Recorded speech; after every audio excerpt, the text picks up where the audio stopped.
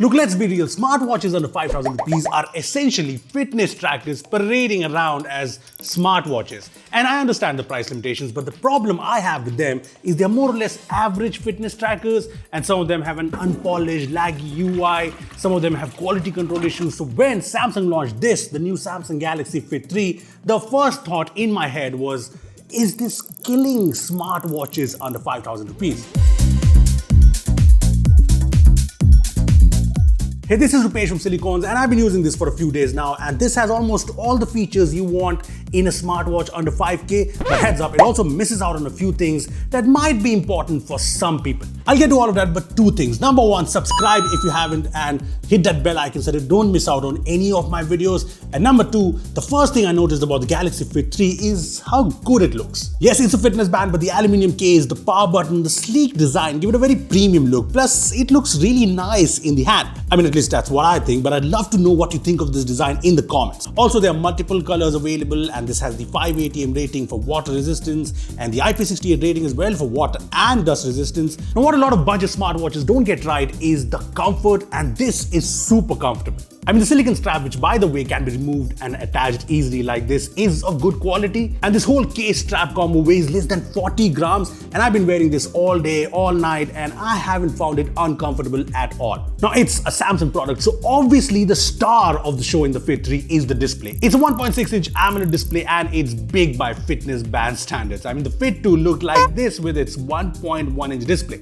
Anyway, this AMOLED display is good. It has these bezels and this chin, but the colors are punchy on this panel, the UI looks sharp, and it is responsive. Brightness is also something that matters a lot in these watches and fitness bands, and this is bright enough for outdoor usage. This also has all the features. There's adaptive brightness, which works well. There's raise to wake, which is quick to respond. This also has AOD, and this has tap to wake. Look, all that is great, but there's one little thing I noticed. See, when the display is on AOD, if you look very closely, you can see some flicker and even some backlight dots or pixels, I don't know.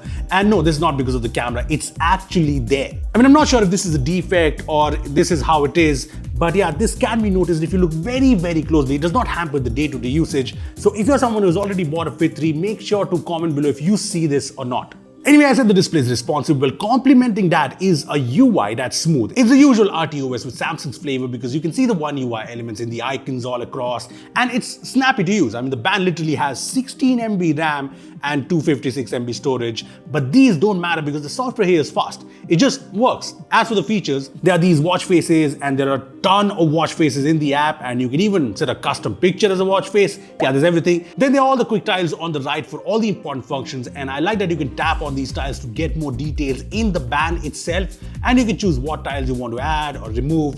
Anyway, on the left side, you get the notifications, and yes, you can reply to messages, WhatsApp messages with these preset custom messages, which you can customize to the Galaxy Wearables app.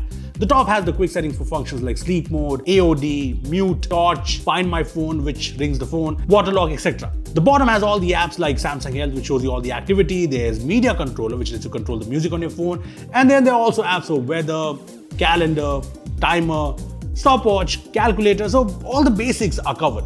Now, this is a fitness tracker. It has these sensors and you get the different fitness features. There's obviously step tracking with distance and calories burned, and it's super accurate. I mean, I did a 100 steps walk test to check the accuracy of this watch, and it recorded 102 steps, and I've been wearing this watch all the time, and it hasn't recorded steps out of the blue while, driving or sleeping or doing other things.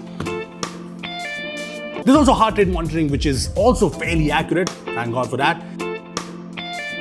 There's blood oxygen monitoring, sleep monitoring, stress tests, definitely need that. And there's obviously a ton of workout options to choose from in all these different categories. What I also like is that the Fit 3 shows you most of the workout details, fitness details on the band itself, unlike a lot of other smartwatches that literally force you to open the app. For example, I can see my workout details on the band like this easy. Now, you do get more details in the Samsung Health app, which is also clean and nice, no ads and stuff like a lot of other apps. And it shows you all the fitness details you need, and it even has things like sleep coaching, blood oxygen during sleep, and you can even enable things like cycle tracking or reminders for water intakes. So yeah, it has everything to keep you alive. There is one thing to note though, the Galaxy Fit 3 connects via the Galaxy Wearable app, and I've been using on the H40 Neo and everything works fine. There's all the features, even Find My Band is present here, but there are a couple of additional features like fall detection and camera remote that is limited to One UI 6 Samsung phones. These features apart, the Galaxy Fit 3 has a 208 mAh battery that's rated to last 13 days, but that's without AOD. Realistically, I'd say you'd get around 10 days of battery life without AOD, and with AOD turned on, the battery life drops to like 3-4 days.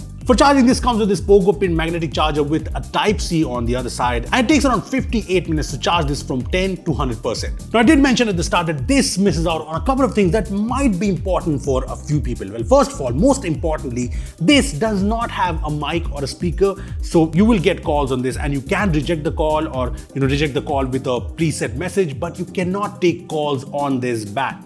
This also misses out on NFC, so no tap or pay or anything. This also does not have built-in GPS, so you'll not be able to see your route while walking or doing a run unless you carry your phone along with you. Anyway, let's get back to the original question. Does this kill smartwatches under 5,000 rupees? The answer is it does not.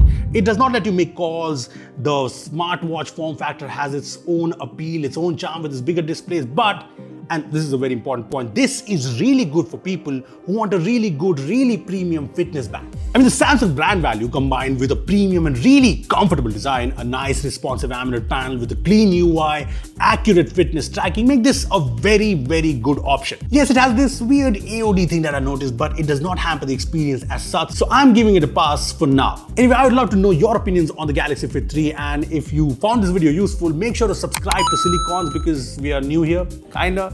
Hit the bell icon so that you don't miss out on any of our videos. And if you still have any other questions on the Fit 3, make sure to comment down below and I'll try to answer them.